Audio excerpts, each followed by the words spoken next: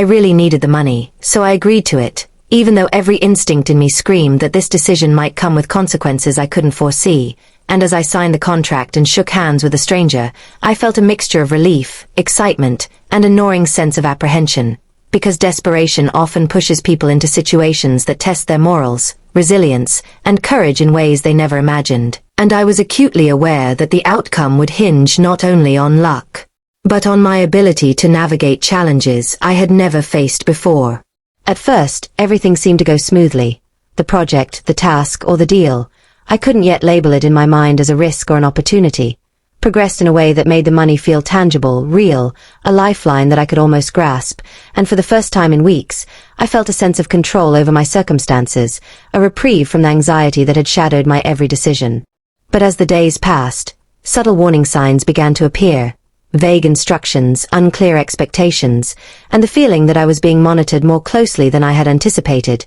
as if every step I took was under scrutiny, and the excitement that had accompanied my agreement began to shift into tension, a growing knot of concern that told me I had committed to something far more complicated than a simple transaction. I tried to navigate it carefully, following directions, double-checking details, and remaining alert to inconsistencies, because I knew that one misstep could have serious ramifications, both financially and personally, and the stakes felt higher with each passing hour. Then the situation escalated in a way I hadn't expected. A sudden change in plans, a hidden requirement, or an unforeseen complication forced me to make decisions on the fly, testing my judgment, patience, and ability to think clearly under pressure. And I realized that my initial need for money had brought me into a scenario where adaptability and mental fortitude were as valuable as the currency I had sought. I began documenting everything meticulously, anticipating potential disputes or misunderstandings, and slowly, the narrative of desperation shifted into one of strategy and control,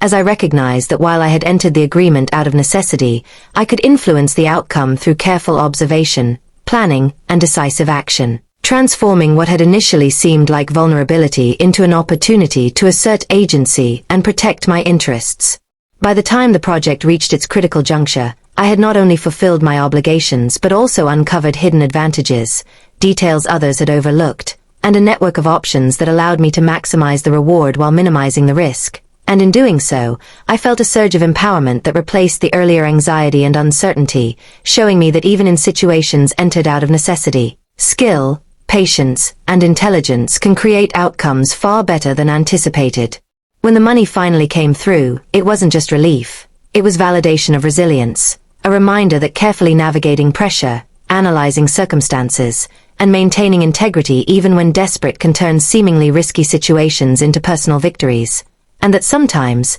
the greatest lessons and opportunities arise not when things are easy, but when circumstances demand courage, foresight, and unwavering determination. Reflecting on the journey, I realized that agreeing out of necessity wasn't a weakness. It was a catalyst, a moment that forced me to grow, to adapt, and to discover strengths I hadn't yet recognized in myself, and that in embracing the challenge fully, I had not only secured the money I needed but also proved to myself that resilience, intelligence, and calm action can transform any desperate decision into a powerful stepping stone for future success.